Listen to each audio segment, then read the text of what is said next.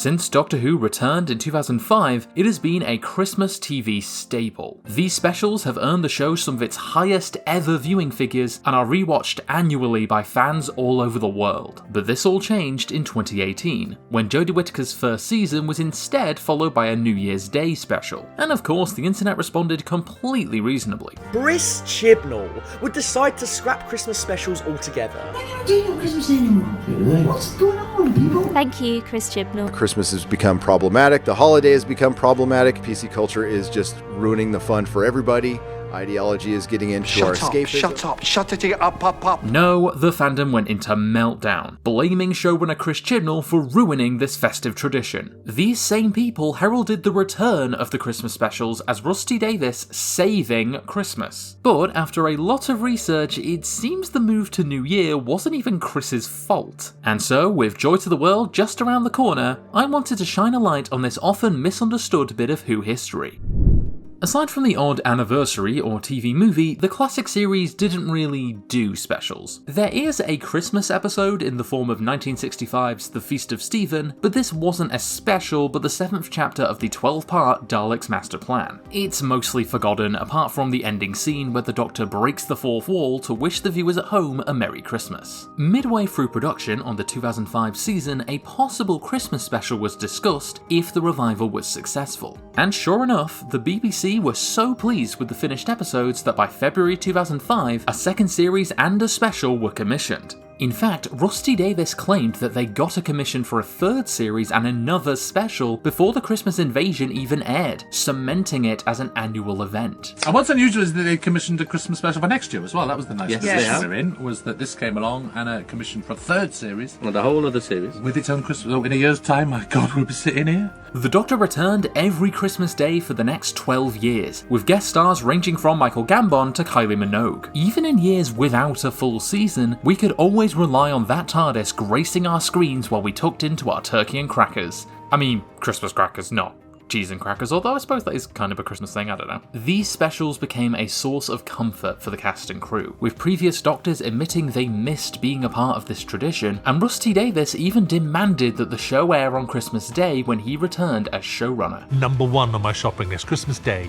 I literally went to the BBC saying, back on Christmas Day, thank you very much. After a few New Year's episodes, many celebrated this return to tradition. But why did they move to New Year's in the first place? Well, it's a long story.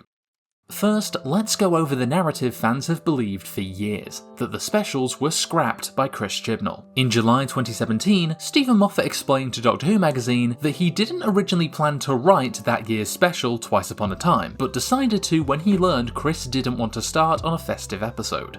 Quite rightly, he didn't want to start with a one-off Christmas episode, so I realised that if I didn't do it, then there wasn't going to be a Christmas episode at all, and Doctor Who would lose that slot. He elaborated on this to Digital Spy a month later, explaining that he already had the end of Series 10 planned out when he learned at a drinks event that Chris wasn't doing a special that year. Doctor Who would apparently lose that Christmas Day slot if they missed a year, with that day being so rammed with big shows. And so, Stephen convinced Peter Capaldi to join him for one more episode. Now, when Stephen describes losing that slot, it's not 100% clear if he meant losing the slot for that year or every year, but based on his wording, fans assume the latter. Twice Upon a Time is often criticised for feeling unnecessary, an afterthought after the epic Series 10 finale, and that's because it kind of was an afterthought. Although The Doctor Falls wasn't scripted as the end for the 12th Doctor, it was conceived as a conclusion to his era, with all the key characters being written out. But when did Stephen decide to do the 2017 special? I'll explain later. By 2018, there was suddenly doubt around Doctor Who's place in the festive schedule. The fire was started by an article in The Mirror, which claimed the special was axed in favour of New Year's Day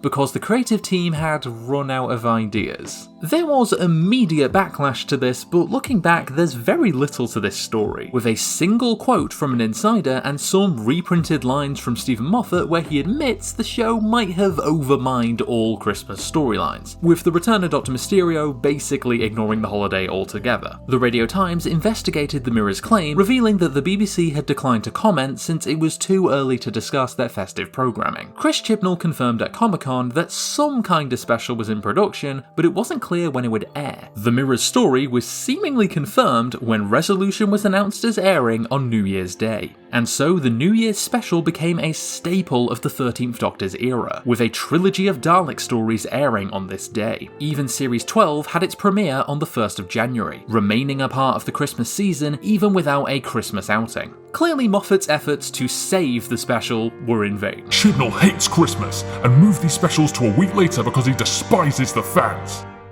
Now kids, that was called sarcasm. The move to New Year's Day was met with a very mixed reception, becoming another easy target for detractors to the Chibnall era to moan about. The level of vitriol he gets for this point alone is ridiculous. People framed him as a villain stealing Christmas from us fans, but it turns out Chris never made this decision. Here's where it gets complicated.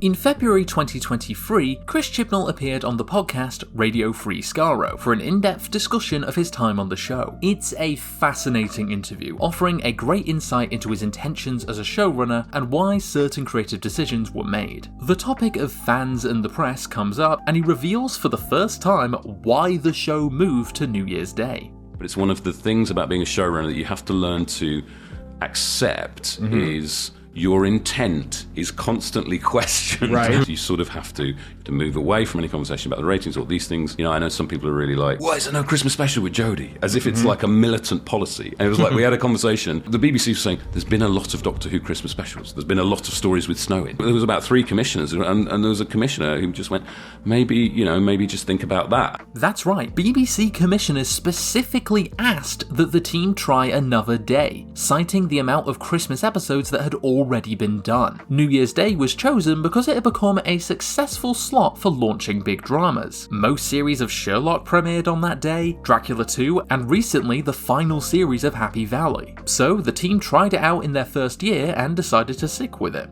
A running theme throughout the interview is that one of the challenges of making Doctor Who today is trying to predict and fit into the ever-changing television landscape. Particularly in the last 5-6 years, modern television has changed absolutely Massively. entirely, and it will continue to evolve. But that's why we were questioning things like, okay, should we try it on Sunday night? Yeah. Should we try a New Year special? You know, and they're all just like elements to go, does it keep the audience engaged and interested, but also is it just making sure that it feels of a place in modern television? You never really talk about that, but that's the conversations you have with the commissioners at the BBC, is like, how do you keep it not feeling like a relic, because the world is moving so fast. This doesn't necessarily mean they'd stick with these plans. You might try a different time slot one year and then change it the year after. It's all about gauging what works in the current TV landscape. Although earlier reports would have you believe the show permanently lost its Christmas Day slot, Chibnall revealed that Spyfall was originally planned to transmit on Christmas Day and Boxing Day. These plans fell through when Part 1 was deemed too scary by the broadcaster, and the team became concerned that starting a season with a Christmas special may blow the big series launch too early. If Part 1 airs on Christmas, where do you put Part 2? If it's followed by a big gap, do you need a second series launch?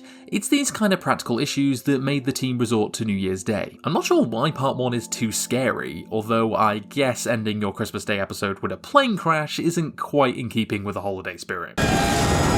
All that aside, this revelation and the return to Christmas in RTD2 proves the show didn't permanently lose its place in the schedule. So just what happened in 2017? I dug through various interviews, DWM articles, and more to try and get to the core of this narrative fans have promoted for years, and the exact circumstances that led to Stephen Moffat deciding to do Christmas Day 2017 are a bit unclear. There are so many conflicting accounts of when exactly Stephen agreed to write Twice Upon a Time. He announced his departure from the show in January 2016, confirming a Christmas special followed by a full series in the new year, but no mention of a 2017 special. This episode wasn't confirmed until a year later, when Peter Capaldi announced he was leaving the show at Christmas. That April, Moffat revealed he'd started writing this episode and chronicled his writing process in his Doctor Who magazine column. After a few weeks and at least 4 drafts, he handed in his finished script in June. June, so his decision to commit to an extra episode must have been made at the start of 2017. Shannon Sullivan's A Brief History of Time Travel states that he agreed in early 2017, before even the finished script for The Doctor Falls,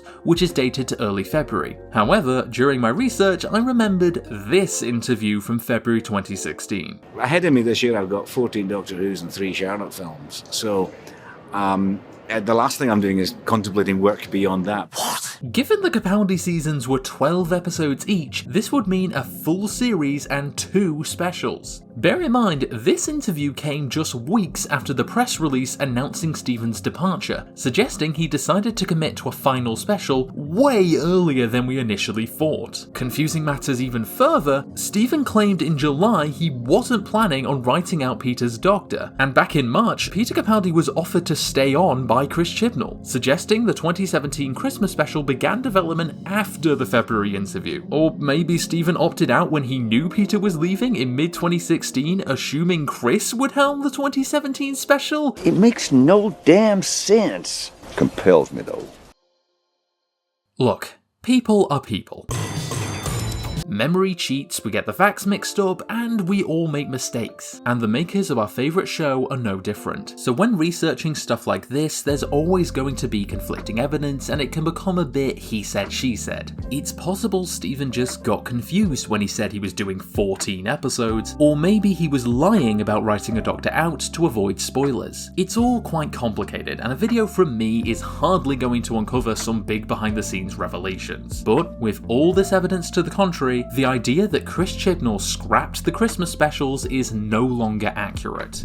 Love or hate the New Year's specials, Chris has received years of unnecessary hate for a decision that wasn't even his. Even a year on from the podcast, I still see videos and write-ups promoting the idea he chose to scrap these episodes. It's at best a simplification of a complex issue, and at the end of the day, was the move to New Year's all that bad? Look at all the problems in the world right now, I think you can manage a Doctor Who episode airing a week later than usual. The Christmas Day TV schedule is a busy one, so most TV specials don't air on the day itself. Gavin and Stacey, Outnumbered, and even Sherlock have aired on Christmas Eve, New Year's Day, and Boxing Day, and yet they're still called Christmas specials. Hell, Resolution was still internally referred to as a Christmas special by the production, showing just how arbitrary the title is. In one shape or another, Doctor Who has been a part of the BBC's festive programming almost every year since it returned. Fans seem in constant fear that the show will be cancelled. PTSD, I guess. So when the show makes any big change, from the Disney partnership to moving the specials around, they fall into a state of outrage and panic. Doctor Who has an incredible lead in Ncuti Gatwa, a passionate and hard-working creative team, and a whole new season and Christmas special just around the corner. It's doing fine. If anything, let's appreciate that our favourite show is valued enough by the BBC to remain a consistent part of their festive offerings for nearly 2 decades.